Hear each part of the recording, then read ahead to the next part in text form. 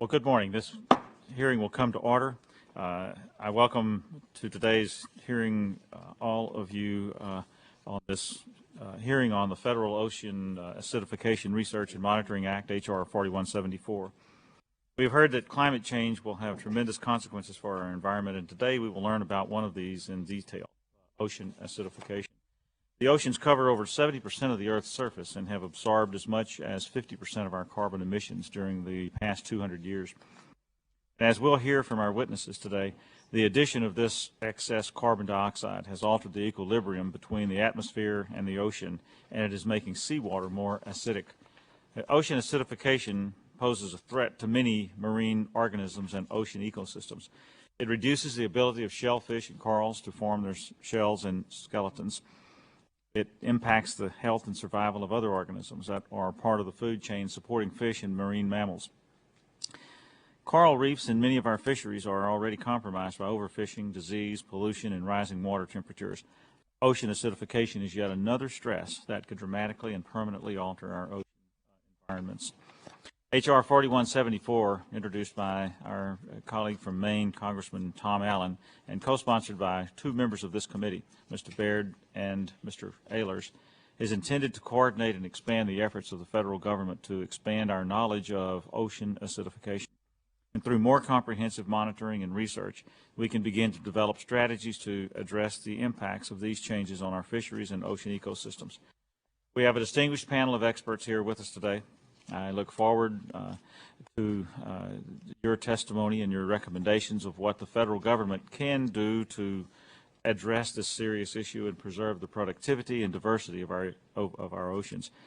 At this time, I would like to yield my distinguished colleague from South Carolina, our ranking member, Mr. Inglis, for an opening statement. Thank you, Mr. Chairman. Appreciate you holding this hearing. On our way to Antarctica this past January, our Science Committee co-health stopped for a day in Australia to visit the Great Barrier Reef. Scientists there gave us a primer on the effects of ocean acidification on coral reefs. As climate change debate continues, it's essential for us to focus not only on atmospheric effects, but also on the oceanic implications as well, understanding that the ocean holds tremendously valuable resources for the world's economy and environment. The federal government is currently working to address ocean acidification on a number of fronts. Programs such as NSF, NOAA, NASA, and USGS all have individual efforts to work to understand the changing ocean chemistry and its biological impacts. H.R. 4174, the Federal Ocean Acidification Research and Monitoring Act, would organize and coordinate these efforts into a comprehensive research, monitoring, and assessment program. The effects of ocean acidification, I witnessed firsthand in Australia, highlight the necessity that this research should also be in a global undertaking. The European Union is launching the European project of ocean acidification next week in Paris. This project has been put together to fill in the many gaps of our understanding of the impacts and ramifications of ocean acidification. As we move forward, I would hope that our research agenda reflects the fact that this is an international issue and encourages our scientists to work with their colleagues overseas. Thank you again, Mr. Chairman. I look forward to hearing from our witnesses on their perspectives on this legislation and any suggestions they may have as to improvements. Thank you, Mr. Inglis. I ask unanimous consent that all additional opening statements submitted by committee members be included in the record without objection, so ordered. And at this time, I would like to yield to my distinguished colleague from Washington, Mr. Baird, to introduce our first panel. Thank you, Mr. Chairman. I'd like to invite my dear friend and colleague, Mr. Inslee, up to the desk there and want to introduce him. It is a real pleasure to introduce somebody who has led this Congress in its efforts on global warming and ocean acidification. As many of us know, this is the shameless plug part, but it's warranted. Mr. Inslee is the author of Apollo's Fire, which I understand has sold over 10,000 copies, and I'm glad that it is. I hope it sells many more, because it is a comprehensive and very positive look at what we can do to reduce ocean acidification. That challenge, I had the privilege of traveling with Mr. Inglis last year to the Great Barrier Reef. We know how important it is there. Mr. Inslee has been involved in following up on some of the studies of the Great Northwest, where we're also having acidification problems. And I see some folks here in the room who are part of the meeting that just kicked off yesterday, Ocean Week, here on the Capitol. It is tremendously appropriate we're having this hearing today. I think, Mr. Chairman, that at some point people may look back on this hearing and on all the other things that are going on the Capitol today and during the next few months. This hearing may be addressing one of the most grave threats to all of humanity and to our planet, and I'm grateful for your leadership in calling it, and grateful for Mr. Inslee for his presence as with all the other witnesses here. Congressman Inslee, you're recognized to make your statement.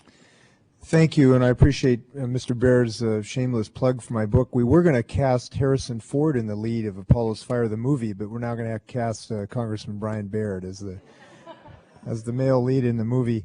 When you make it, I want to be in it. Yeah. All of us do. No, we have some roles for everyone, and everyone does have a role in this revolution. Actually, I want to thank the chair and ranking member English for holding this hearing. I agree with Mr. Baird that this really could be the largest issue we're going to grapple with in the next several decades. And just on a personal observation, how I came to be aware of it, for years I've been doing quite a bit of reading about global warming. Back to the mid 1990s, and I've been trying to keep abreast of the science involving global warming. And for years, I thought this was a wonderful phenomenon because the oceans were sucking up what I called excess CO2 out of the atmosphere and sequestering it in the ocean so we could get it out of the atmosphere and reduce the impact on the climatic system. So for a long period of time, I thought this was a blessing that the oceans were a sponge for carbon dioxide. Till May 2006, when Ken Caldeira and other scientists came to us here in Congress and said, this is great, except it's creating acidic conditions in the ocean, and we've now had a 30% increase in ions associated with acidic and corrosive activities in the ocean. And the reason I mention this is that this is kind of a telltale reason why climatic changes and CO2 is so dangerous. None of us, at least I did not see this as a problem until just the last year or two. And it shows you how this, when we mess with Mother Nature, it can bite us big time in ways that we do not understand, because we still have such a primitive understanding of the carbon dioxide cycle and what it does throughout these multiple systems, biological and geological and otherwise. So I think this is a perfect example of the danger associated with CO2 in the atmosphere that we still don't understand exactly what it's doing. So obviously this is a problem that we need better scientific knowledge about. We had a hearing in Seattle led by Senator Cantwell on this last week, or week before last, and we are very concerned about this in the Puget Sound region because we are so intimately involved. The iconic restaurant in Seattle is Ivar's Acres of Clams, and Ivar said, when the tide is out, the table is set with clams and oysters. And that may not be the case in Puget Sound in the next century as conditions become so acidic that it can retard the ability to form a calcium carbonate structure, which could hurt all the clam and oyster lovers like myself. But to me, I'll just tell you, here's what really does terrify me, even on a deeper basis that it may cause oysters farms to be in trouble, is that 40% of the world's bottom of the food chain of this zooplankton forms some calcium carbonate structure. And at some point, it becomes difficult for those little critters to form calcium. And that's the base of the entire food chain, upon which 7 to 10% of our protein internationally comes from, and which the whales depend on ultimately. So the whole food chain of the ocean, I believe, is at risk at some level. We don't know exactly where that level is. The biology is it's very early stages to figure that out. But we had a scientist there in Seattle 2 weeks ago say she's actually seen a shell dissolve in corrosive water of the types that we will find in the next century or so if things do not change. And we've seen the devastation of the coral reefs that we're already experiencing, and the scientists will talk about that. So in answer to that, I hope that we can move a bill that will try to develop a systematic approach to federal research on how to really tackle this problem. We have been very lucky that some of the scientists today almost volunteered their time to go research this. We were lucky to dodge this bullet. We did not have an organized sentinel on duty for the federal government to look for this problem. We need to have an organized federal approach to this, and this bill is one approach on how to do that. And I know there's things we can talk about how to make it perfect, but we need to have some systematic scientific approach to this, both on a national and ultimately international level. And I think that this bill is one step forward to accomplish this. So we should not be blindsided by this or anything else. And we were lucky to have these men and women working for us. They were the Minutemen and women, but now we need a more organized approach. And I hope that this bill will help move that forward. So thank you for your foresightedness in holding this hearing. Any questions? Happy to oblige. Thank you very much, Mr. Inslee. I don't have questions. Does anyone wish to ask a question? Yes, sir. You're recognized. Thank you, Mr. Chairman. Let me just try and get the little bit of the basic science of the concern. I assume when you talk about more CO2 in the atmosphere, then as the rain comes down, it picks it up, turns it into carbonic acid, and that goes into the ocean. So it's a form of sort of acid rain. It's not a sulfuric type of stuff, but it's more of a carbonic acid, and then that changes the pH of the ocean. Is that the basic concern mechanically and what's going on? Given my test scores in freshman chemistry, I may not be the proper person to ask that question to, but generally speaking, yes. I actually don't know if it is conveyed through rain or just some partial pressure driving the CO2 to go into solution, and the chemist behind me will answer that. And I should point out that when we say it becomes more acidic, it actually becomes less base, because the ocean is actually in base conditions and it reduces the pH. A very small number, but on a logarithmic scale, that's about a 30% increase in those ions that would be, quote, acidic. So it is definitely a corrosive, though, for biological, anything forming a calcium-based system, and that's where the real problem is. So I hope that I didn't cloud it too much. Mr. Chairman, it's okay if there's somebody else who wanted to go a little further. Yeah, you better defer to the real scientific talent behind me. We will have the next panel come up in just a minute. Thank you, Mr. Chairman. We'll be able to get into the details of that. Dr. Bartlett. Thank you very much. Carbon dioxide, of course, is very soluble in water, and the colder the water, the higher the solubility. We require something like 10% oxygen, and we have about almost 21%. We can make do at 10%. But our plants at the other side of this cycle, they have less than 0.04% CO2. If you're a rose fancier and growing them in a greenhouse, you put a tank of CO2 in there and you crack the valve because they get starved for CO2 shortly in the wintertime. The ocean, of course, has two kinds of plankton. The zooplankton you mentioned, which may be adversely affected by higher CO2, but the phytoplankton should be happier with high CO2. The oceans will certainly be different with higher CO2. And I'm wondering what that ultimate balance might be. The phytoplankton is going to do better. It's going to grow faster with higher CO2 levels. There may be some impediment to some of the things that the zooplankton need to do. But it will be a very different world. And I don't know whether it will be a worser world or not, but it will certainly be different, and there's a risk that it could be worser. So thank you very much for your. I appreciate that. I think that's a really important point. The answer is obviously we don't know what the differences will be. One of the scientists at this hearing in Seattle basically said that it is at least a substantial likelihood that there will be species substitution. You will have niches in the food chain that may be filled by different species. Mm-hmm. But that's not exactly a benign answer, because I don't think my constituents are going to be happy about a fishing season on jellyfish as opposed to a season on salmon. And that is one of the situations. And by the way, I'm told that there's some things going on there right now where there's a profusion of jellyfish going on in the oceans. I don't know what the reason for that is. But yes, important point. Thank you very much, Mr. Chairman. Thank you. Thank you, Dr. Bartlett. Mr. Chair, I perhaps one of our later witnesses could comment on the profusion of jellyfish in this institution as well. Thank you for that insight. Mr. Chairman. Mr. Inslee, thank you. I just want to say I've been here for about a year and a half, and I've worked with Mr. Inslee on global warming issues. He's shown a lot of leadership, and I appreciate your coming and testifying before us today. I think you're doing a great job. And I'm often wrong, but never in doubt, as you know. Well, we think that you're doing a tremendous job keeping this on our minds and raising the awareness of the world. So thank you very much, Mr. Inslee. Mr. Chairman, can I say nice things about my colleague? Certainly you may, Ms. Wolfe. You're recognized. Jay, Just don't say I want to say too nice things nice about you. Okay, I'll listen. All I can tell you is every time we start talking about our democratic position on global warming and energy, I say, has anybody asked Jay Inslee? So we need to pay attention to what he's saying. He's a guru, and he's going to be a huge part of what goes right. I really appreciate that. Let me take just one thing I do want to say, though. We're not going to apparently pass a cap and trade system. It would be the first step in an effort to deal with these kind of problems this year. I just want to say that I am optimistic about our ability on a bipartisan, international, multi-level approach to solve this problem.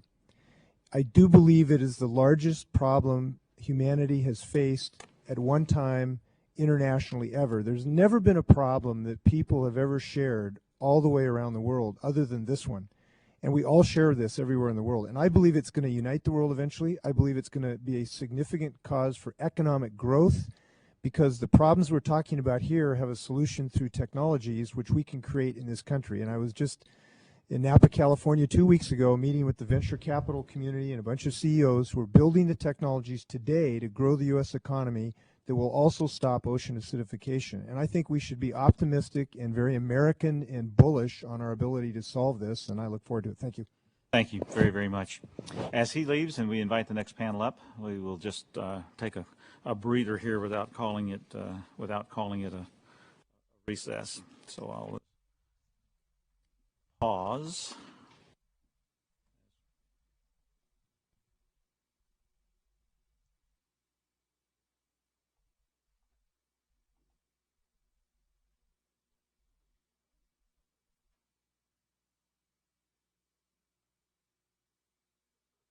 I want to welcome welcome our second panel of witnesses here. Dr. Richard Feely is the Supervisory Chemical Oceanographer at the Pacific Marine Environmental Laboratory at the National Oceanic and Atmospheric Administration, more commonly known as NOAA. Dr. Joan Kleypas is a research scientist at the Institute for the Study of Society and Environment at the National Center for Atmospheric Research.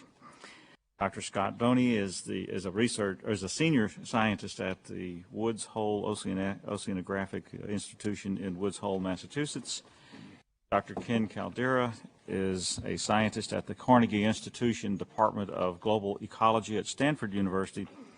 And Mr. Brad Warren is the director of the Productive Oceans Partnership Program at the Sustainable Fisheries Partnership.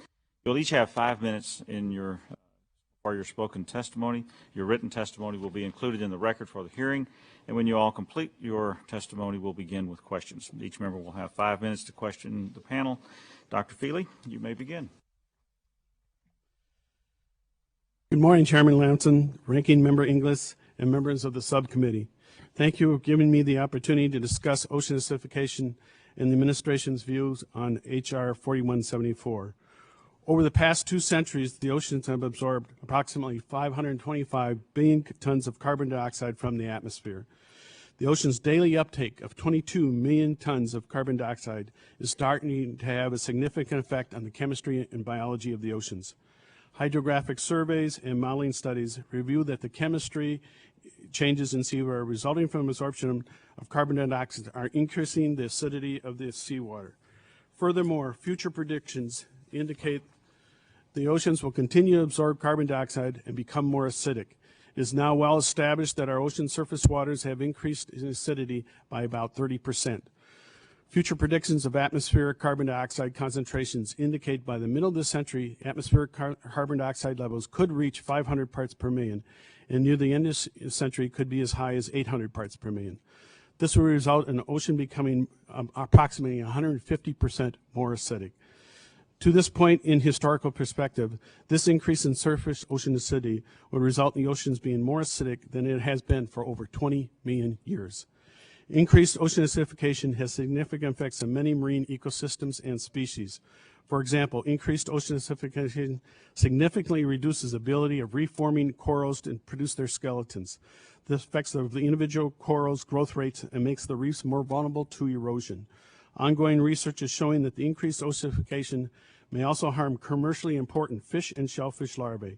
Scientists have also seen a reduced ability of marine algae and free-floating plants and animals to produce the protective calcium carbonate shells. The effects of ocean acidification on coral reef ecosystems and fisheries could reverberate throughout the entire U.S. and global economy. Ocean acidification is an important new scientific frontier. NOAA research activities offer significant contributions to proving our understanding and assessing the effects of this rapidly emerging issue. NOAA's ocean acidification research falls into three main categories: observations, physiological effects on marine species, and modeling efforts. An example I would like to share with some of you the new research that we have acquired this past year. NOAA's Pacific Marine Environmental Laboratory carries out ocean observations. Their carbon dioxide measurements on ships and monitoring buoys provide data that helps NOAA discern seasonal changes in the ocean carbonate system. Recently, we discovered that upwelling along the west coast of North America is drawing corrosive acidic waters up onto the continental shelf. This upwelling process happens during the spring and summer months when the winds push surface waters away from the coast and draw CO2-rich waters on the continental shelf in very shallow waters. In fact, we observed some of the corrosive waters had actually upwelled all the way to the surface off the northern coast of California. These surprisings are quite surprising. No one considered that upwelling of corrosive waters offshore would make the waters on our continental shelf so vulnerable to ocean acidification on the timescales that the models have provided thus far. Our findings represent the first evidence that a large section of the North American continental shelf is seasonally impacted by ocean acidification. This means that ocean acidification may be seriously impacting marine life on our continental shelf right now. The introduction of H.R. 4174 reflects recommendations of the national scientific community for coordination of scientific research on this issue. The scientific community has identified four major themes for a research program. These include carbon system monitoring, calcification and physiological response studies, environment and ecosystem modeling, and socioeconomic risk assessments. This research will provide resource managers with the basic information they need to develop strategies for protection of critical species, habitats, and ecosystems. We support the intent of H.R. 4174 to develop an ocean acidification research and monitoring plan, and appreciate the interest of this committee on this research area. As part of our mission, NOAA has a strong foundation of ocean acidification research. We'll be able to provide strong leadership for a federal interagency effort examining ocean acidification across the federal government. Because of the very potential for ocean-wide effects of ocean acidification at all levels of the marine ecosystem, we can expect to see significant effects that are of immense importance to humankind. Ocean acidification is an emerging scientific issue, and much research is needed before ecosystem species responses are well understood. Thank you for giving me this opportunity to address this committee, and I look forward to your questions. Thank you, Dr. Feely. And Dr. Kleypas, with whom I share an alma mater, Lamar University in Beaumont, Texas. You're recognized for 5 minutes. Thank you, Chairman Lanson, also Ranking Member Inglis, members of the subcommittee. I'm very grateful for being able to provide testimony about the effects of ocean acidification on marine life and to provide recommendations on the Federal Ocean Acidification Research and Monitoring Act. Representative Inslee may have not done so well in Stanford chemistry, but he got an A+ today in his description of ocean acidification. And as he and Dr. Feely has described, ocean acidification is proceeding, and it will continue for as long as carbon dioxide remains unstabilized in our atmosphere. Over the last decade, we have gathered a lot of information to confidently say that ocean acidification is a major threat to marine life. And here are some of the effects. Ocean acidification has been shown to affect a wide variety of organisms, from the tiniest microscopic single-celled bacteria in the oceans all the way up through coral reef ecosystems. And it's likely to alter our food webs as well. Ocean acidification can affect photosynthesis, respiration, reproduction, and growth. And as described already, it also affects the ability of many marine organisms to secrete their calcium carbonate skeletons or shells. These, we often think of the common things like corals, shellfish, and starfish, but it also affects many lesser-known microscopic organisms that are pervasive throughout the oceans. As the oceans become more acidic, it simply is harder for these organisms to secrete their calcium carbonate shells. And as an example, you might recall that experiment when you're a kid where you take an egg and you put it in household vinegar. After a few days, that calcium carbonate has dissolved away and that eggshell is soft and it's no longer protective.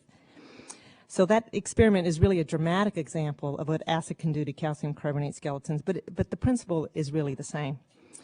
So shells and skeletons are very important for the survival of marine organisms. They produce those shells for a reason. And those reasons are things like protection and for competition of space. In corals, for example, we estimate that the growth rates of their skeletons will decline by 10 to 50% within the next 40 to 50 years. That means they'll have to grow much more slowly or less densely, like osteoporosis. And, you know, if our bones grew 10 to 50% less, that would be a pretty big deal. We would either be much shorter or our bones would be a lot weaker. Ocean acidification affects coral reefs in other ways too. Reefs exist because corals and other organisms build them faster than they're eroded away. Even if corals are able to maintain their growth, ocean acidification will still cause reefs to erode away more quickly, and if they do erode away, we're going to lose a lot of those services that reefs provide, like fisheries, biodiversity, and coastline protection. Right now, we really can't predict exactly what will happen to marine ecosystems if ocean acidification continues, but another example would be like an aquarium, and a lot of us started aquaria when we were little, and we did everything just right. We got the salinity right, the temperature, the organisms. But one of the most important things to do in an aquarium is to get the pH just right, to keep it within a very narrow range. If you don't do that and the pH declines, first thing to go are the corals. They stop growing, and then what happens is the algae tend to take over. And so what you have witnessed there on a small scale is a replacement of that very desirable ecosystem with one which we don't desire. So across the entire ocean, as acidification proceeds, we expect to see similar changes in our ecosystems. So what do we do about this? Well, first, we need to take actions to reduce carbon dioxide emissions. But second, given that we're already experiencing ocean acidification and that we expect it to continue in the next few decades, we need studies to tell us what impacts will be and how to manage ecosystems underneath this additional stress.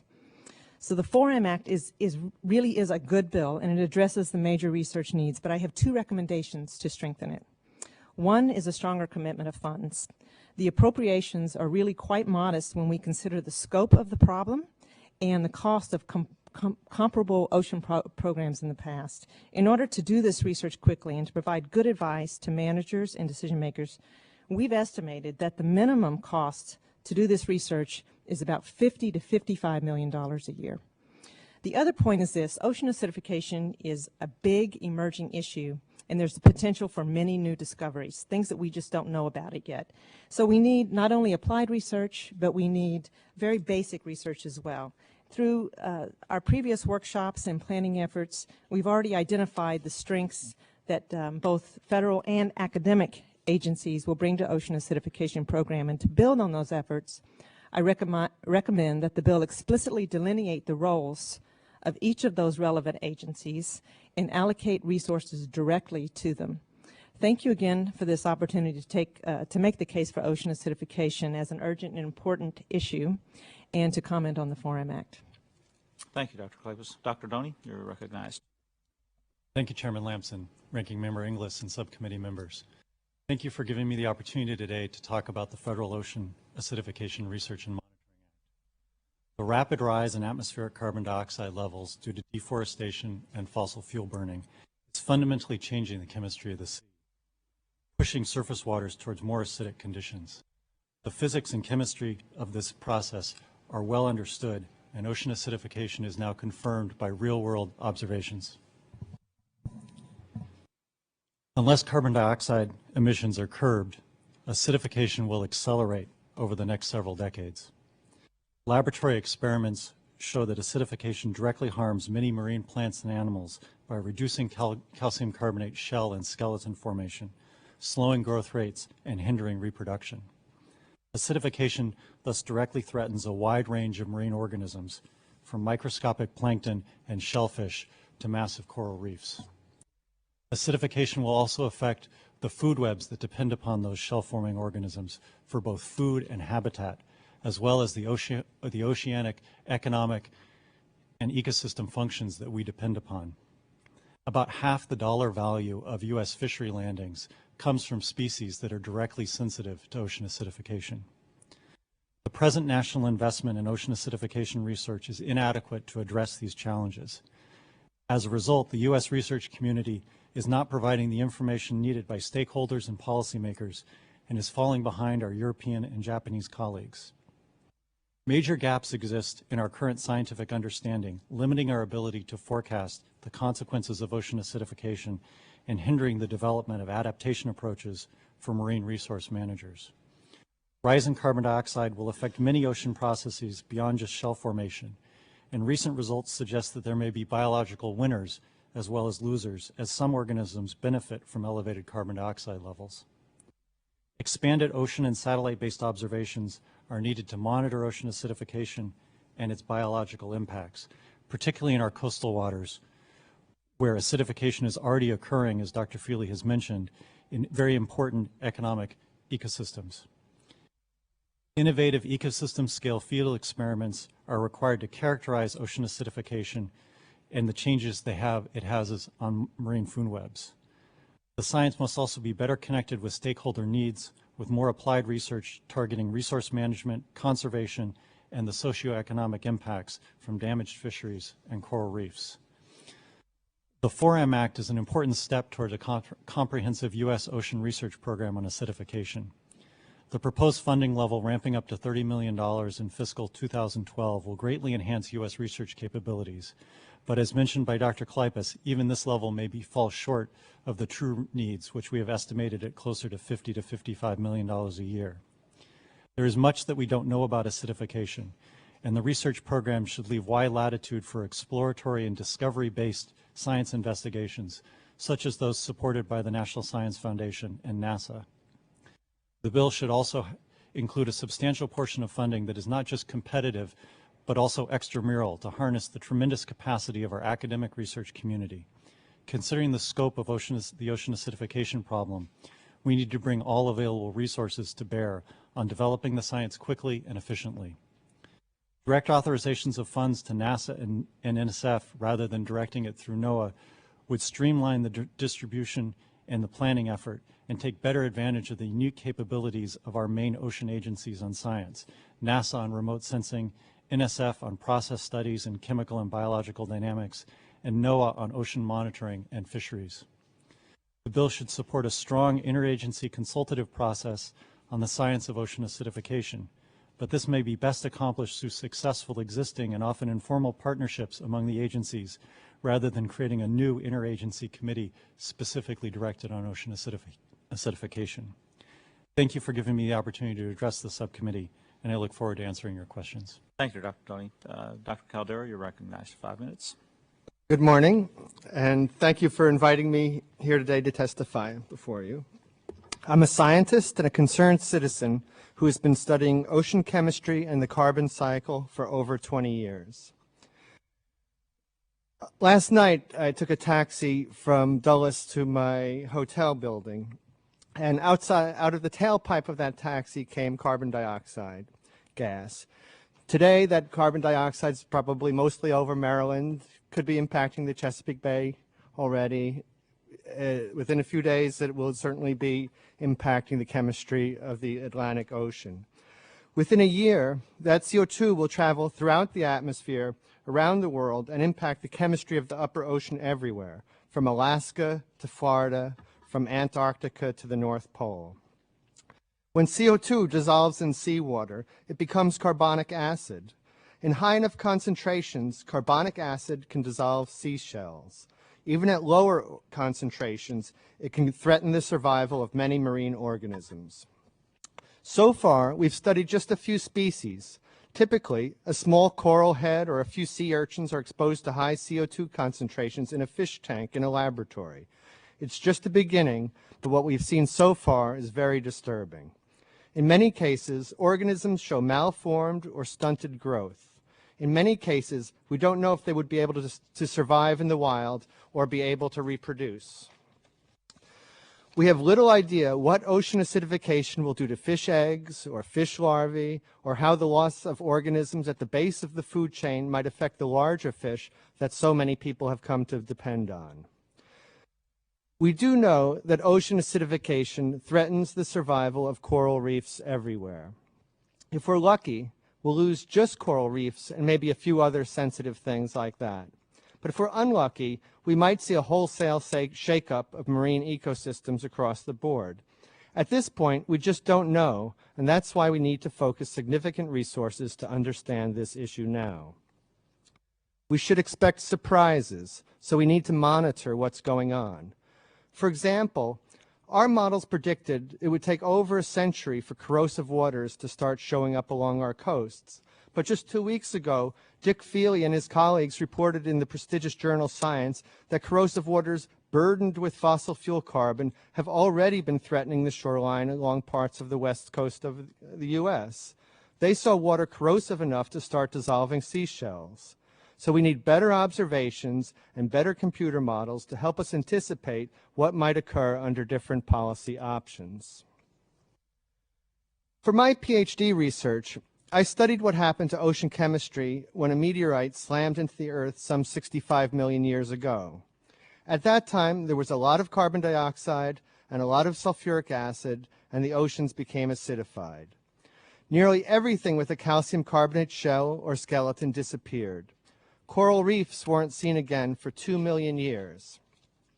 You have to go back to events like this many tens of millions of years ago to find anything comparable to what we are doing today to ocean chemistry with our carbon dioxide emissions. What we do over the next years and decades will affect ocean chemistry for tens of thousands of years and could harm marine life for millions of years. So, I wholeheartedly support House Resolution 4174, the Federal Ocean Acidification Research and Monitoring Act, but wish it were even more ambitious. It's impossible to say what the oceans are worth to us, but it has to be at least many tens of billions of dollars per year. We're talking about a research investment starting at several millions of dollars per year. So that's a ratio of about 10,000 to 1. That's like having a $20,000 car, and when it starts making funny noises and not running right, spending only $2 to find out what's going wrong. With this level of investment, we shouldn't be surprised when it breaks down unexpectedly in the middle of the highway. I thank you for your good work and your attention, and look forward to your questions. Thank you very much. Mr. Warren, you're recognized. Thank you. I'm very pleased to be here, and I appreciate very much the opportunity. It is an honor. And it's heartening to see the problem drawing real attention. The scientists who are here today and some of their colleagues deserve medals, I think. I very much agree with Jay Inslee on that point. If it weren't for them, we wouldn't know this were coming. We might have driven right off the cliff without knowing it was there. The early warning that these guys have made possible through developing the technologies and the monitoring tools and through literally volunteer efforts in some cases, uncompensated, make it possible for us to be literally the first generation in human history that had a chance against a problem of this magnitude. No prior generation could have taken this on. We might just be able to do it. We got a fighting chance. My background, 25 years as a journalist and consultant working in fisheries and oceans. I was the editor of Pacific Fishing Magazine for 8 years.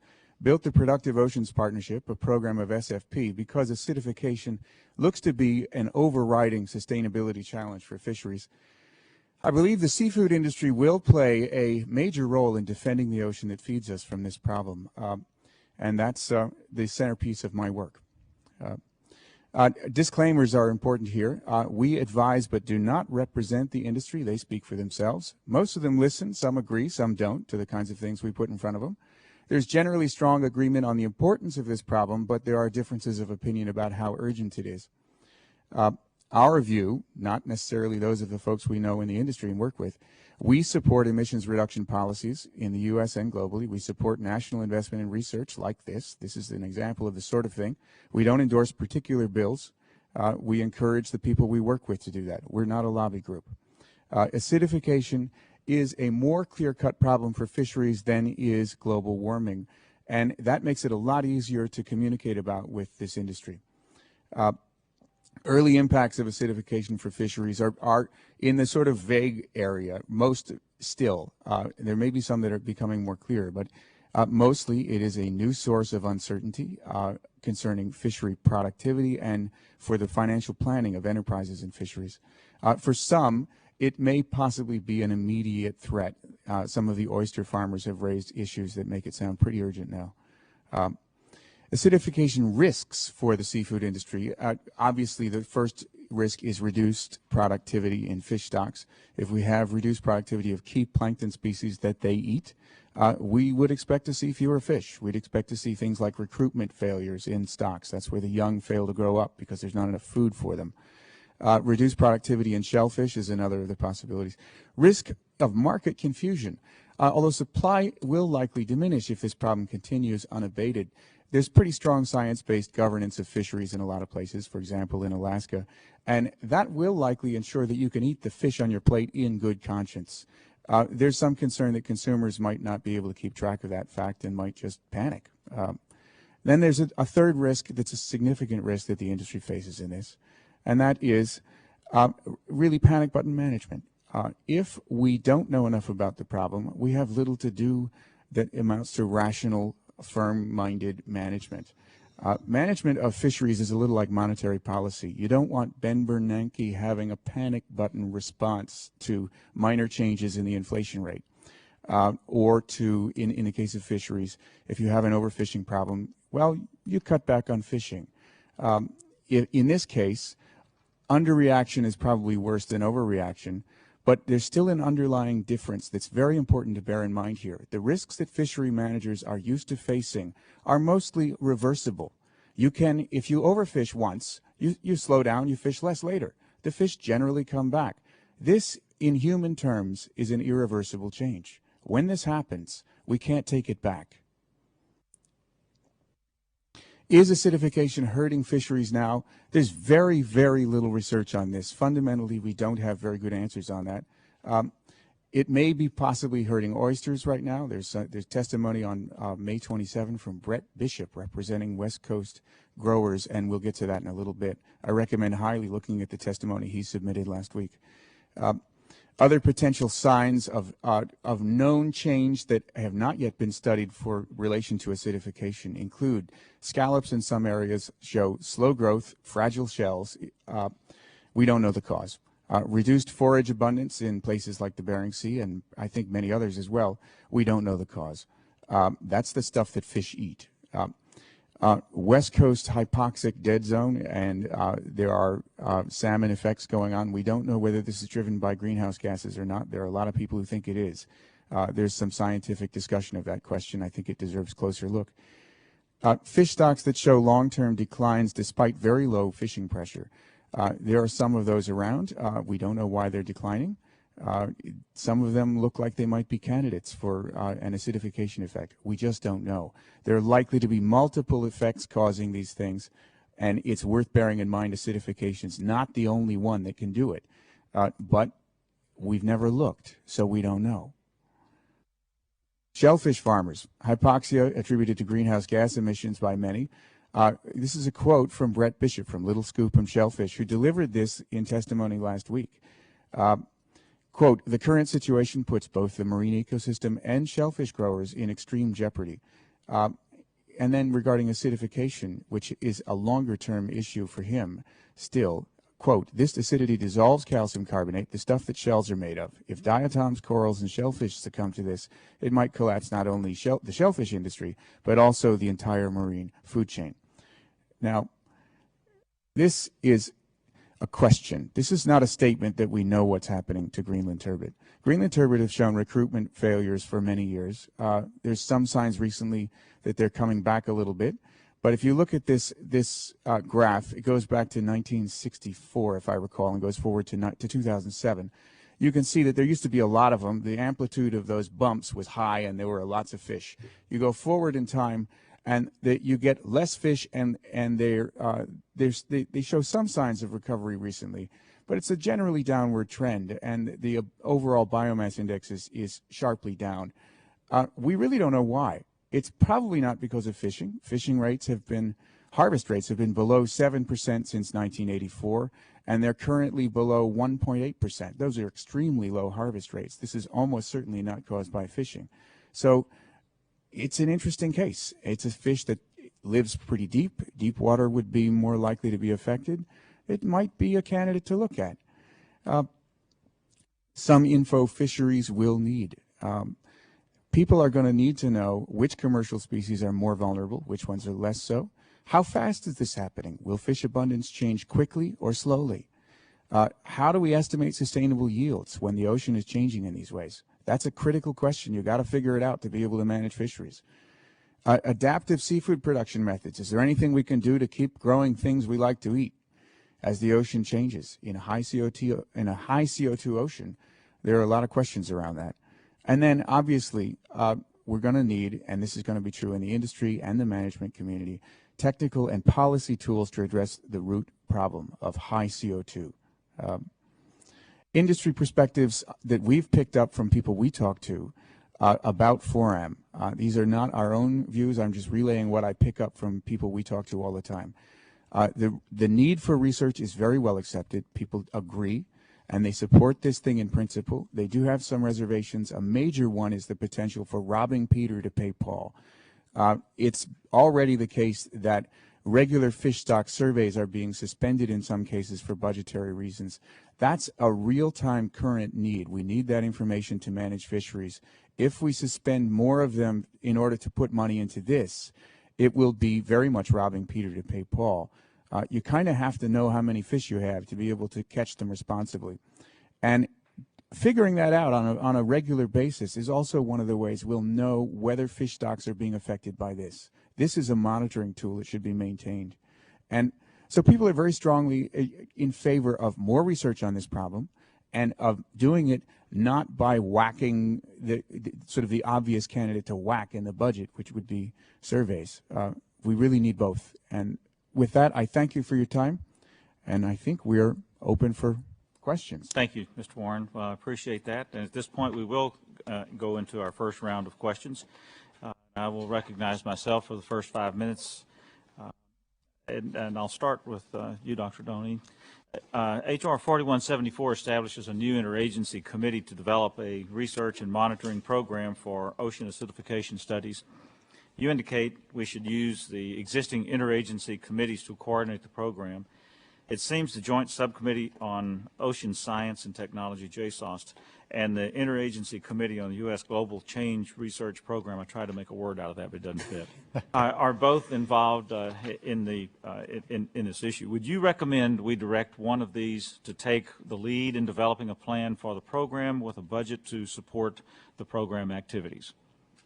Yeah, I've talked to a number of people across the federal agencies on this, and one of the problems with the Global Change Research Program is they have a lot of other things on their plate. They have to look at the atmosphere, the land, climate. This is a very focused ocean program, and we need to basically look at it from the basic science end all the way up to fisheries and human impacts. So given the current structures, I think JSOST would be the most likely candidate, but that would have to be something that would have to be worked out in detail with them if this moves forward. Dr. Feely, how extensive is the corrosive acidified water that you found during your research last summer along the West Coast? Are there other coastal regions in the world that could be experiencing ocean acidification now as well?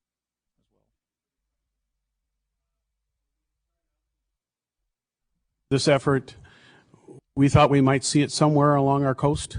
And what surprised us the most about the study is that going from Queen Charlotte Sound in Canada through all of Washington, Oregon, California, and into Baja California, we saw it everywhere. It ranged in depth from near the surface off of California to depths around 40 to 80 meters everywhere we looked. What this implies is that we need to look further. It probably occurs all the way down through South America and probably up into Alaskan coastal waters, which are naturally shallower in the corrosive waters than anywhere on the planet. Well, now that you know that this exists, what strategies are being put into place to continue monitoring it?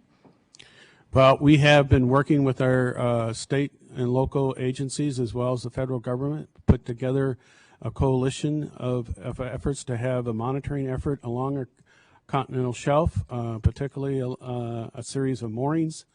And we are recommending that we would also have continued surveys. I have a proposal for a survey again next summer. And we would like to continue that on a more regular basis. And we are hoping with new technologies such as gliders and floats that we could put carbon system monitoring instruments on the gliders and floats and have regular surveys with the gliders and floats, which would provide us the right kind of observational data to allow us to monitor this in real time. Cooperation you're finding, particularly among other places in the world? Yeah. Are our scientists working together with other folks in other countries? Oh, absolutely. Several of us are on the advisory panel for the EPOCA program, which is the European program, and I have been participating in their national program development efforts. We are working directly with the Canadians and the Mexicans on our continental shelf programs, and I'm also working with the Japanese and the Koreans on this effort. Who seems to be, are we pretty much up to speed with them, or are there some areas that may be more advanced in support of this than what we in America are? Well, in generally speaking, our international colleagues are looking to us for leadership in developing the monitoring activities, because we have some of the best instrumentation for monitoring this problem within the United States. But our colleagues in other countries have done a very nice job of looking at physiological responses, particularly for phytoplankton and zooplankton and corals. So we want to interact with our colleagues that have a great deal of experience in this arena. Thank you very much. Mr. Inglis, I recognize you for 5 minutes. Thank you, Mr. Chairman. I think each of you mentioned something maybe about the who's best equipped to help lead this effort, and so but I must admit to being somewhat mystified at the conclusion of that. I'm not sure I'm drawing any real conclusions about how best to organize this effort.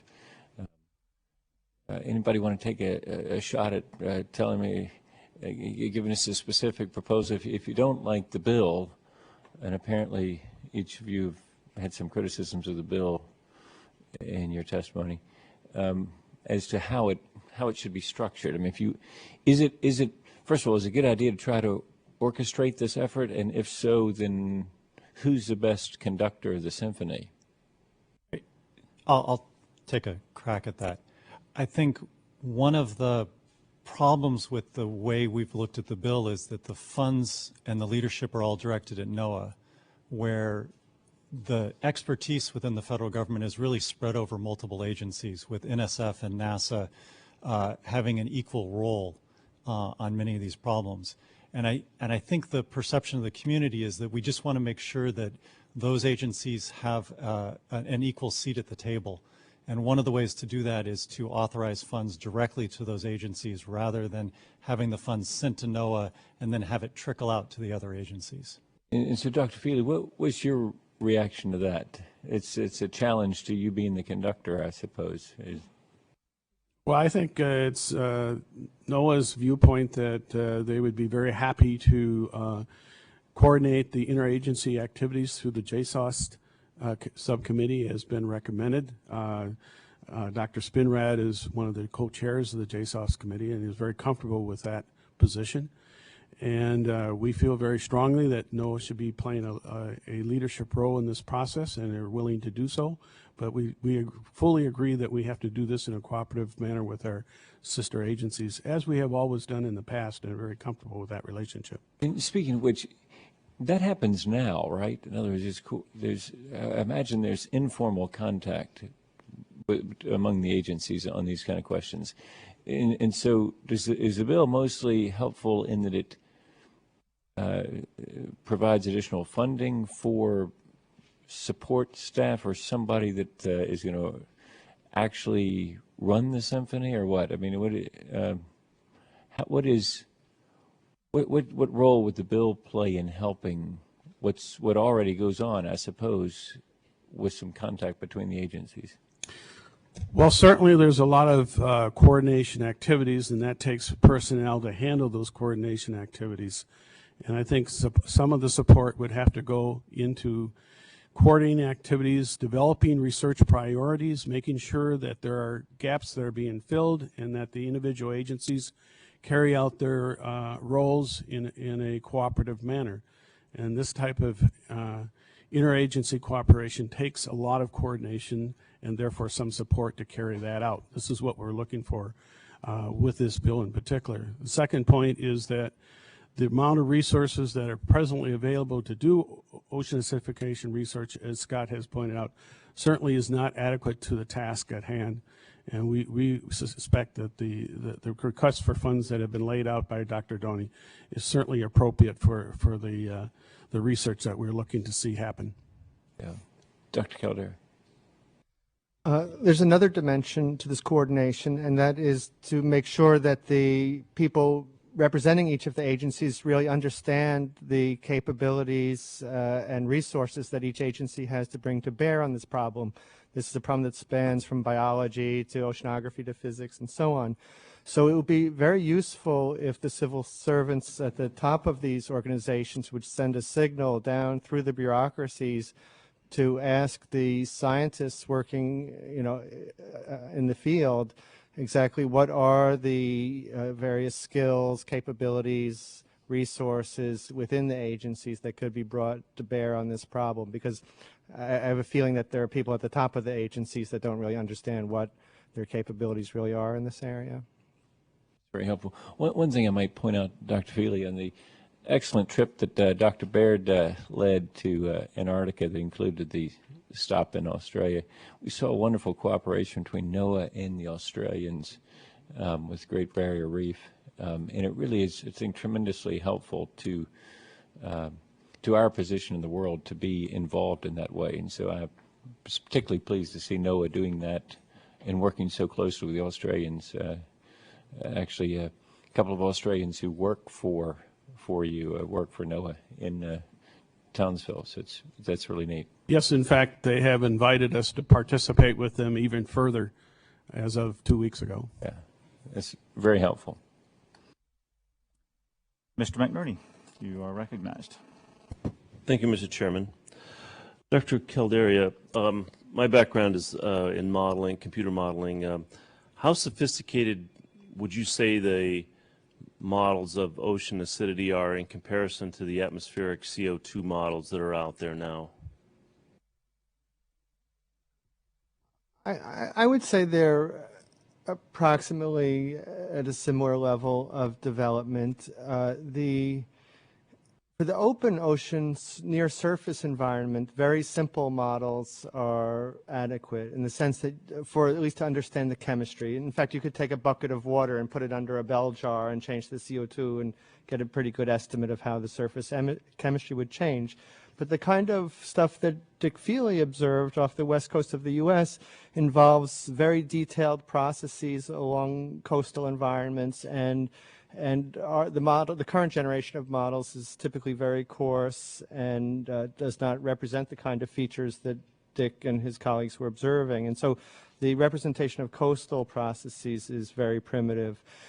Furthermore, the representation of ecosystem processes is nearly non-existent, and part of that is due to the lack of fundamental science and our lack of understanding of ecosystem processes, but also there's just a lack of modeling in there. And so I would say that the representation of coastal environments and ecosystem properties, maybe Scott would like to amplify. Yeah, one of the key things that we need to do is bridge between the sort of basic science and the basic modeling that Ken and I do and the kind of models that resource managers need. You know, they need specific models for specific species, oysters, clams, scallops.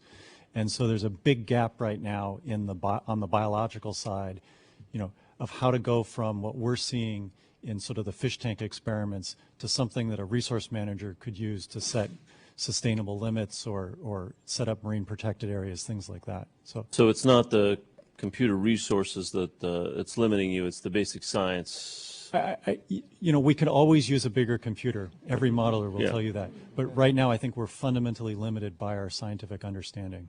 So you don't have enough, not you personally, but there's not enough understanding to predict whether there will be sort of sudden shifts or gradual shifts in these ecosystems. Say sudden being 10 years or less. The experience in looking back at historical data with ecosystems is that there are often thresholds or tipping points. And to date, we typically don't know that we're at a threshold until it's already behind us in the rearview mirror. And that's something we really need to be concerned about is, are the fisheries today reaching a threshold where ocean acidification along with warming and overfishing will tip them beyond a spot that we can't recover from? Thank you. Dr. Kleypas, you said that it makes it, the acidity makes it harder for organisms to secrete carbonate, is that it doesn't just eat it away, it makes it harder for them to secrete it biologically? It does both. So you can think of most organisms, even though we have something called the saturation level in the oceans. That means that there's adequate amount of calcium and carbonate ions to build those shells. We used to think it was an on-off switch. So below that level, they would stop calcifying. Above that level, they would calcify. Now we realize it's more like a dimmer switch. So the higher the saturation rate, the more they calcify. And so many organisms will change the rate at which they calcify or the amount at which they lay down relative to that, the level of ocean acidification. Sure. Then we don't have, or you don't have is there some idea of what mitigation is being discussed and what the side effects of those processes might be? You're talking about local mitigation in terms of, say, on a coral reef, what we can do? Right, local or global or any kind of mitigation. The only way to really stop ocean acidification is to stop CO2 concentration in the atmosphere, because the ocean at the surface is so well mixed with the atmospheric concentration that as long as you increase it in the atmosphere, the ocean acidification will increase as well.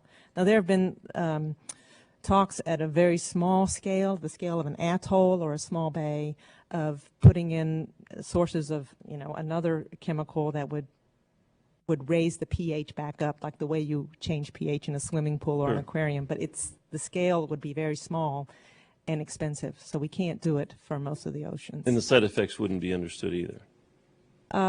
Some would and some wouldn't. It depends on what you put in to buffer the system. Okay, thank you. I yield back. Mr. Bartlett, you are recognized for 5 minutes.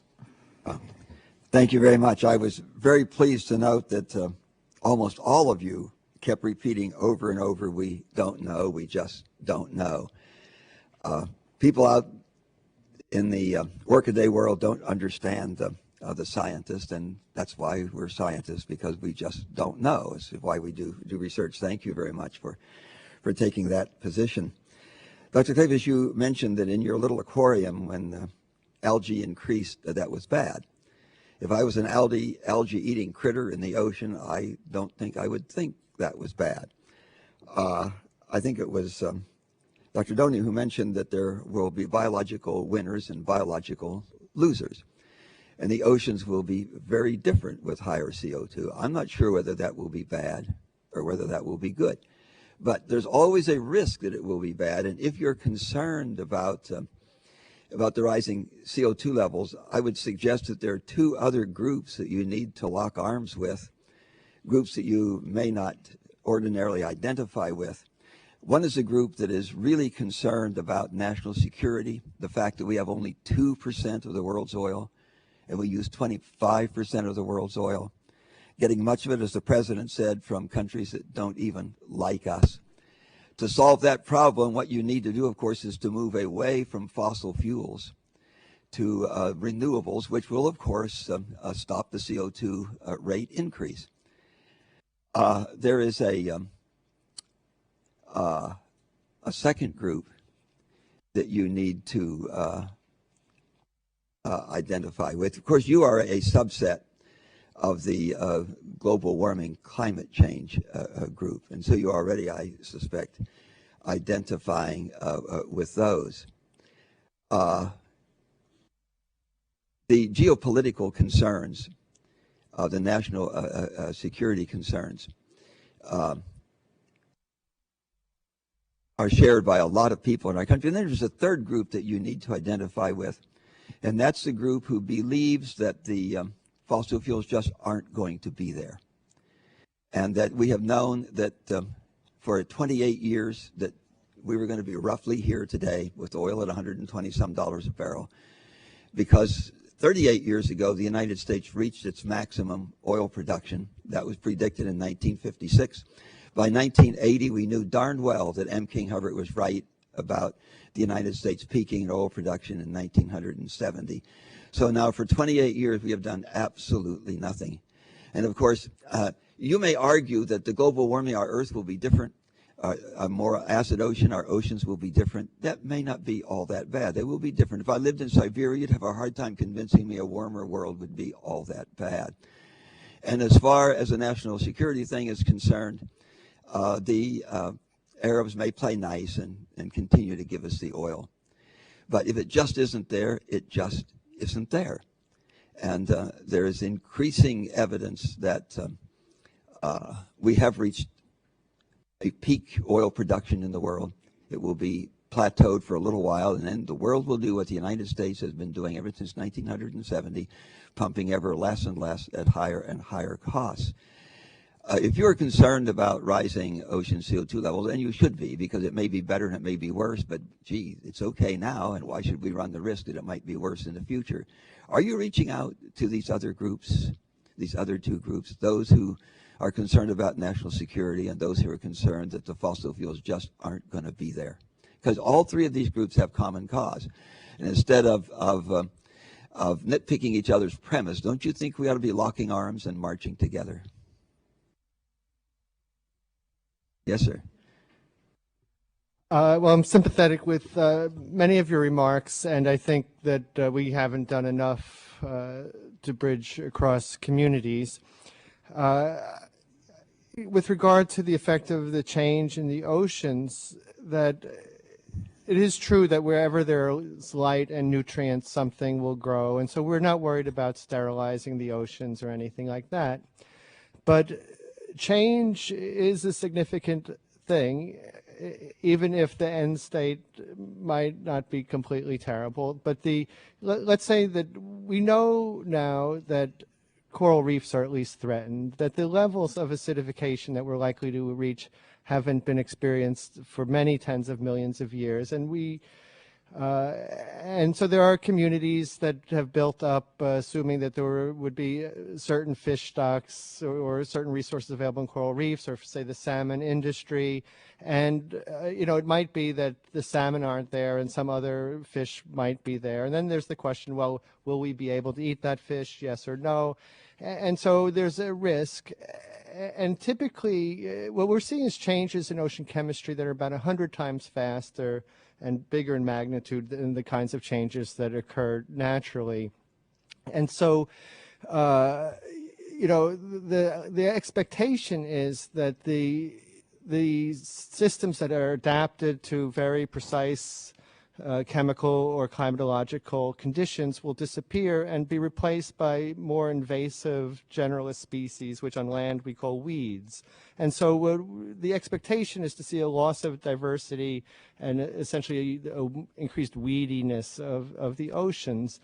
And it's true that we will, as humans, adapt to that and find something to eat in that, but that will be a big dislocation cost and a big loss of diversity. And so, and we can't say exactly how bad it will be, but I think we know that some major systems will go. I mean, I think just to broaden out to the climate change, there's a question, it looks now like we're going to lose Arctic ecosystems and we're going to lose coral reefs. And some people say, well, if that's all it is, then let's not worry about it. But maybe that's just the beginning and we're starting to lose major systems and we don't know what other major systems we're going to lose. And so to a certain extent, what is your level of risk, of irreversible environmental risk that you're willing to take on? And to me, a precautionary approach seems prudent. And if we know that for a relatively minor investment, we can avoid this risk, it seems reasonable. And there are other risks that can be avoided, like national security risks and risks to our economy through loss of fossil fuels. And so addressing this carbon-based energy system and replacing it with a system that doesn't release greenhouse gases to the atmosphere has multiple advantages, and we need to work more broadly together, as you suggest. Mr. Chairman, since I'm not a gambler, I would have to concur with Dr. Caldeira says. Thank you. Thank you very much. Mr. Baird, you are now recognized for 5 minutes. Thank the chairman, and I thank our outstanding witnesses. When the first time you ever go out into an area with a coral reef and you're walking on the surface of the water or walking on a pier or something, you look and you sort of see some colored fish down there and you think, Well, that's pretty interesting. There's some pretty fish down there. Then you put on a mask and a snorkel and you put your head underwater and you pop up and you think, my God, have you guys seen what's down here? Do you have any idea what is down here? And then you do more diving and things of that sort. And I say that, Dr. Caldeira, because I know from your background that when you say, well, people might not think it's a big deal to lose a coral reef, it's a huge deal to lose coral reefs. It is unimaginably horrible if we have done this as a species to this planet. Only people who live on Earth, solid terra firma, but have never stuck their head underwater with the lens so they could actually see something, could ever imagine that we're not damaging this Earth in ways that are unforgivable and inexcusable. That's why we're working so hard on this. I'm not saying you're condoning that for sure, but I just want to state, I sort of wish we could take every single member of Congress and spend a day at a coral reef. Just start the session there. We'll fly down in January, we'll go down to Florida, and see a healthy reef, and we'll say what would happen if we lost this. When ocean acidification happened 65 million years ago, it took 2 million years for the coral reefs to repopulate the coasts of the continents. And so what we're doing over the next years and the next decades is going to affect coral reefs not just for years and decades, but for millions of years. And so, I mean, to me, the idea that we're even talking about risking these systems is incredible. And so, what I'm saying, it's just, we might be lucky and it's just coral reefs. I mean, we might not lose the entire planet. Yeah, and I mean, doctor told you, hey, the good news is you're only going to lose your liver. Right. And so, I mean, the real thing to do is to reduce CO2 emissions. I get the point, and I just want to underscore, I sincerely mean that. I sincerely mean this Congress could do well to go to these places. I've had the profound privilege, and I went with Mr. Inglis, of seeing the once great Barrier Reef. It's not so great in most of it anymore. I've been to the University Institute in Eilat and seen some of the base science being done on acidification there in the Red Sea and the Gulf of Aqaba. And I've been to the Aquarius Lab down in Florida, and I want to especially acknowledge all of those institutes and also the Atlantic Oceanic and Meteorological Laboratory, which does phenomenal work in these areas. So I've managed to see different areas of reefs around the world, and in all cases, every single case, we are facing real threats. The legislative process is an iterative process at its best. We don't have pride of ownership so much as we want to get the job done right. The legislation that is the basis for this hearing is really the basis for the hearing. It's not necessarily what we should do. And so what we're really out with the hearing is not to ask for kudos. We don't really care about that. It's really, let's do the right thing. And so we've heard some suggestions. I absolutely share the belief that the magnitude of the problem warrants a much greater and more urgent investment financially. So we'll stipulate to that. Secondly, I am interested in this discussion of whether or not an interagency organization is the best or whether or not targeted funds, but at the same time, how do you coordinate where the funds best go? And I'm interested in that. If we need to modify this bill or do something completely different, tell us what you think needs to be done. And then the third thing I'm real interested in is you look at in the science articles, and I followed them very closely over the last few years. It's great how international this is. I don't think our bill does enough, frankly, on the international front by a darn sight. What are your thoughts? If you were saying write the bill instead of us who don't know what the heck we're doing, what would you do? Each of you, what would you do differently? And fire away. You can say this is a crappy bill. Let's throw it out and get something better. I'm okay with that. Maybe in more delicate language. I want to answer a little bit the question to Dr. Caldeira. Just coral reef systems provide protein and resources to at least 500, if not 1 billion people on Earth. So they're a resource we can't afford to lose. It's a really important issue that we need to address. That's the first point. Secondly, I think that the agencies work extremely well together. The program managers work on a daily basis together. So we're very comfortable working with the federal agencies to have a interagency program on this issue. And if the responsibility is given to JSOS, I'm absolutely certain we can work out those details from that point on. I don't think that's going to be a major issue because they're very comfortable in doing that. And we work with all the program managers, so we know that quite well. So I think that's the right way to go, personally. The third issue is something that has not come up yet, is that there are some technological developments that have to be part of this effort. The way we've operated within NOAA is to add carbon measurements on the existing moorings and floats and instrumentation packages that are part of the climate program. They're part of the national climate program, and we do so by adding them to existing investments, and this is the right way to proceed in the future. This is what allows us to get global coverage, allows us to get regional coverage in the coastal regime. But with ocean acidification, the problem is different. We have to develop the technologies to measure two components of the carbon system, not just one, as we are doing now. And so we have to make an investment in those technology development to do that. This is something that needs to be done right away, right now. And here's where we need help to get that started. And I think the federal agencies are well poised to move quickly on this issue, but we need to have the resources to do so.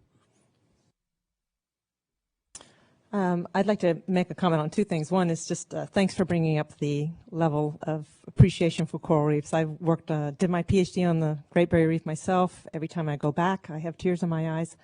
And it's still one of the best reef systems we have, but as you know, globally, they're threatened not just by ocean acidification, but by coral bleaching, which is due to global warming. And so they're hit, it's a double whammy from CO2 in the atmosphere on coral reefs.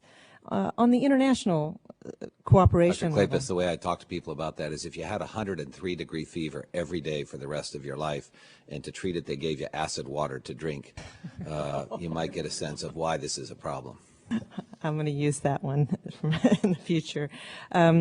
Internationally, what I think has been remarkable about ocean acidification, that there's been a tremendous amount of goodwill between our international colleagues.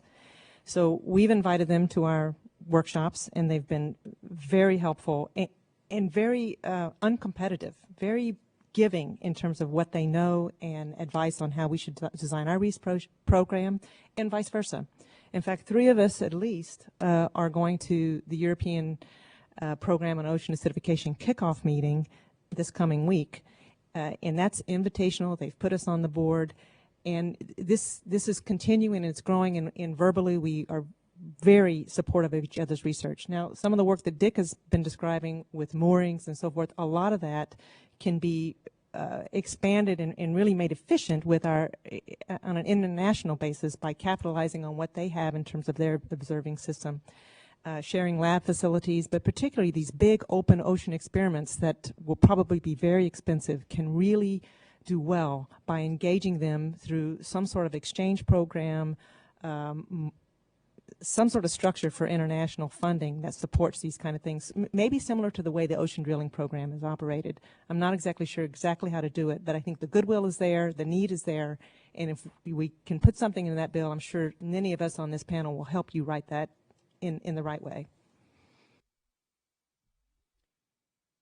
If I can continue, I want to echo Dr. Feely's comments. The frontline program managers in the ocean agencies work very well together. I work with them on a day-to-day basis. I'm chair of the U.S. Ocean Carbon and Biogeochemistry Program, which is an NSF, NASA, and NOAA-sponsored research program.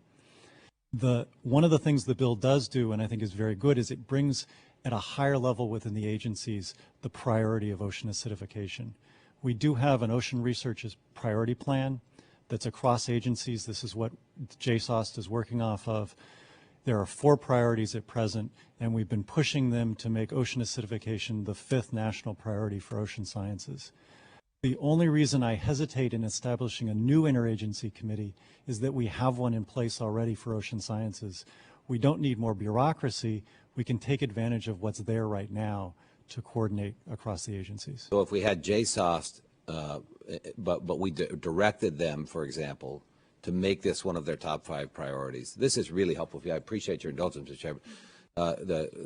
If we were to say, make this one of your top 5 priorities, include an international component, work on the instrumentation, we're getting towards a better bill here. Yeah. There are others. Mr. Chairman, may we hear from the others? Go ahead. This is important. I don't know that I'm really qualified to say how the bill should be, and nor is that really what we do. I think it's a better point, and really to address the question of what we'd like to see and what we think a lot of the people in the industry would like to see is not specifically an issue with the bill. It's about the process. Everybody knows it's a tight budget time. We are dealing here with one of the greatest problems, as has been said, that we know about. And rather than pulling out some of the legs underneath our system for understanding what's changing in the ocean in order to add a new leg, we ought to keep the ones that are there because we need them and figure out how to do this in the best way. What that way is, I think you all are well qualified to figure out.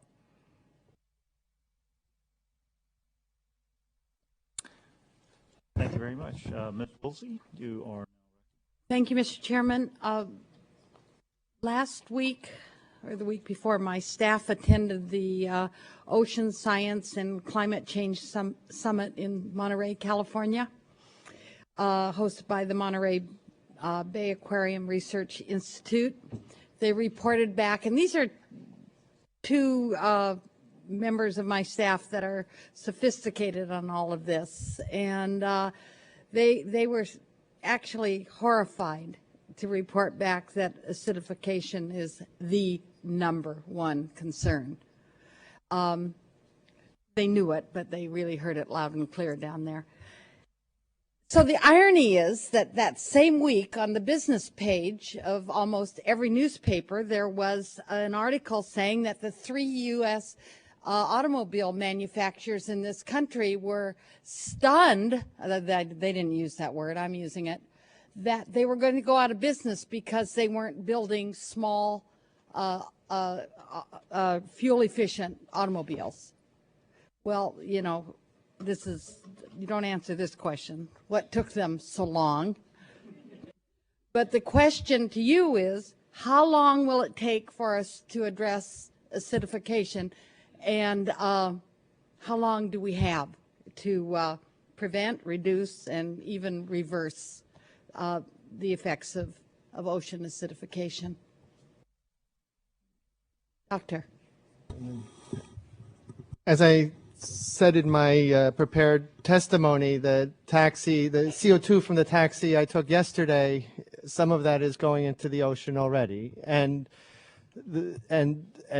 so the good side of that would be if I, had an electric car to drive here with, then that would be CO2 that would not be going into the ocean today. And so the surface ocean feels our CO2 emissions or our reductions in CO2 emissions right away. And if we would stop emitting CO2 today, the oceans would start getting better right away.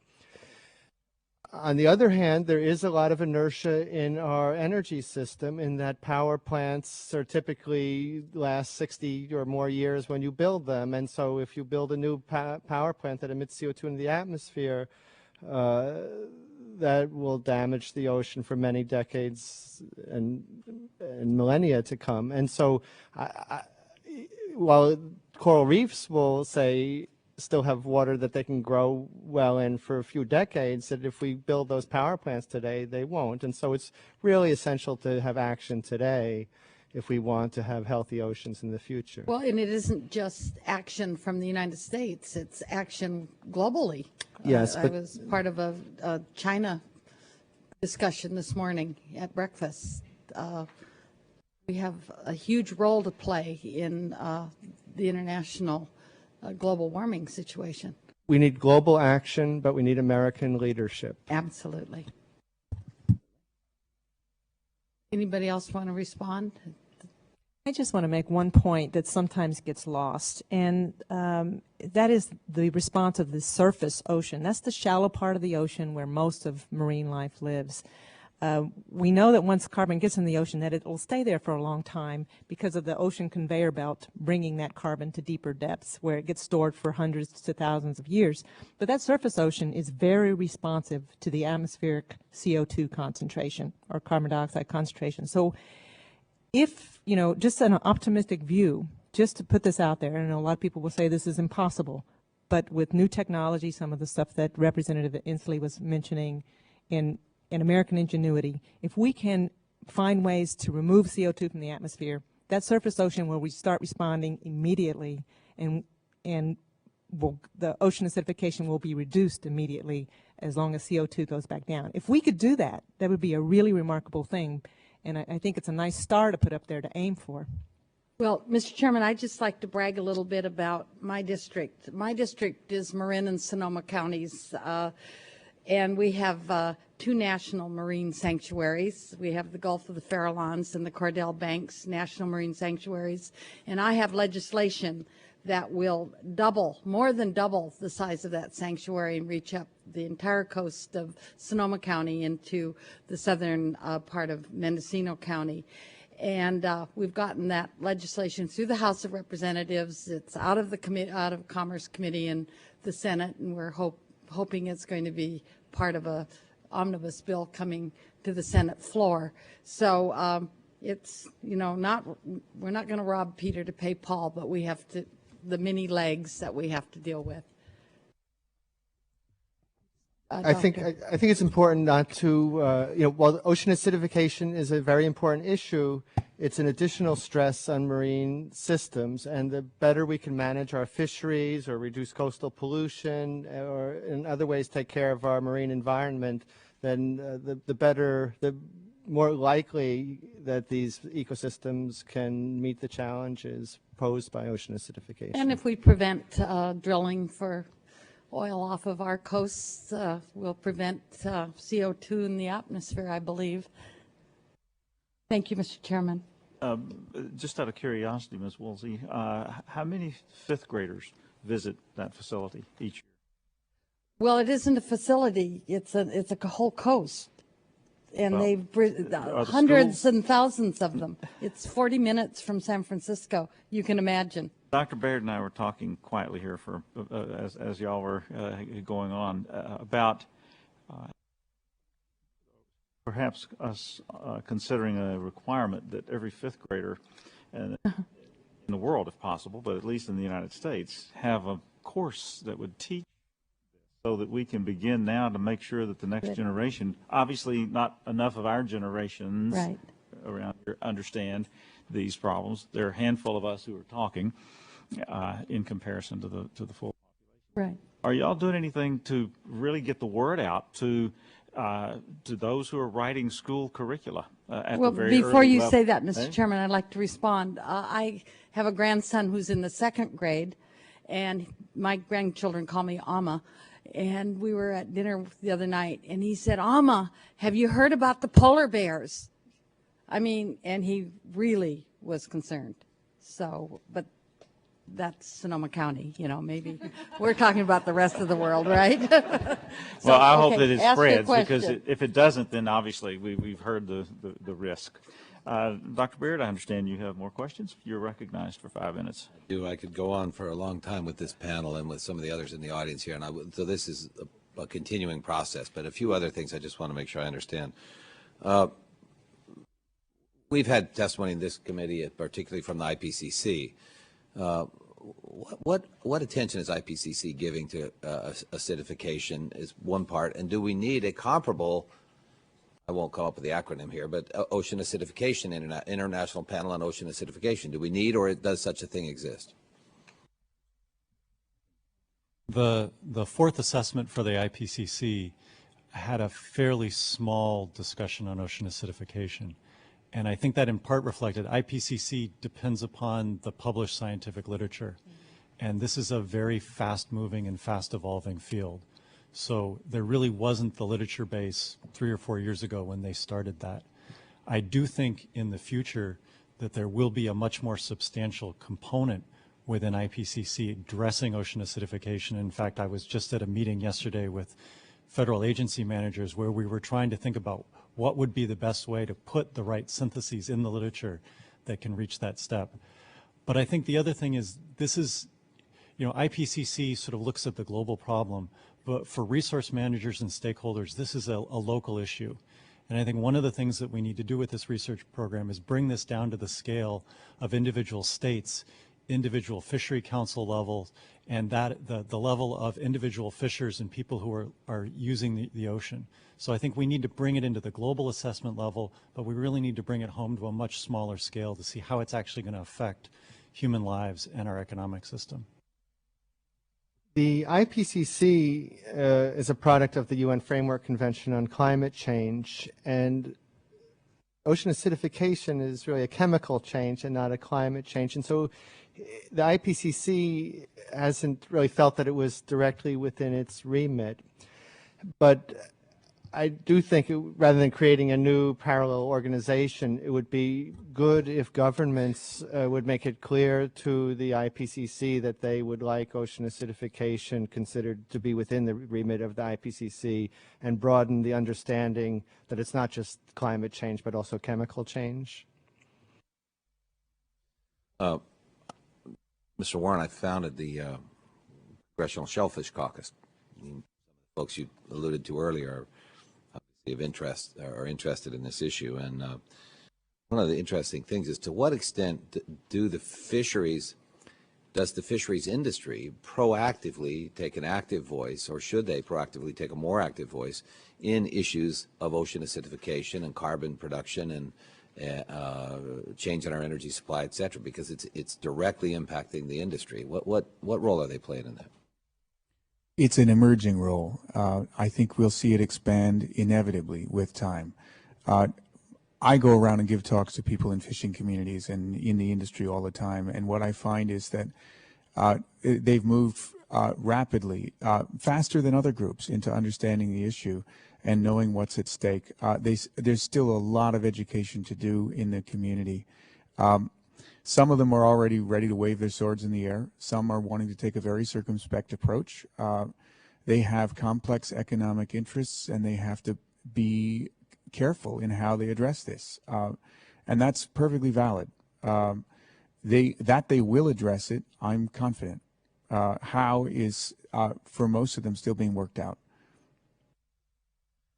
We have a number of skeptics in the Congress and on this committee about the issue of climate change and whether or not there is any change in temperature, and if so, the degree to which it's human caused. And I think as a science committee, it's healthy to have skeptics here. I disagree with how they interpret the evidence sometimes. There are also some skeptics about the issue of ocean acidification, particularly decline in carbonate levels. At least one gentleman I've spoken to has suggested it is a result of changing wind patterns on the Gobi Desert, not blowing minerals into the oceans. Is there any substance to that any of you know of?